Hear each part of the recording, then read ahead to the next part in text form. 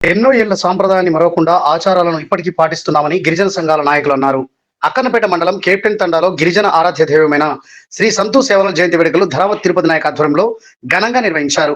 అక్కన్నపేట మండల కేంద్రం నుండి కేప్టెన్ తండా వరకు సాంప్రదాయ దుస్తులతో గిరిజన మహిళలు నృత్యం చేసుకుంటూ ర్యాలీగా తండాకు చేరుకున్నారు.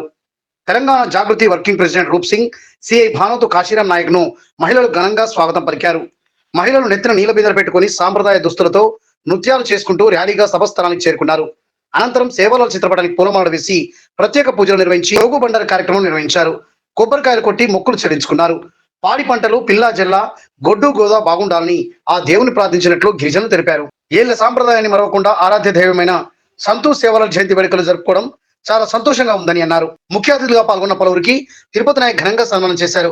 గిరిజనుల పిల్లలను చక్కగా చదివించి ఉన్నత స్థానాల్లో ఉండేటట్లు చూడాలని తల్లిదండ్రులను కోరారు.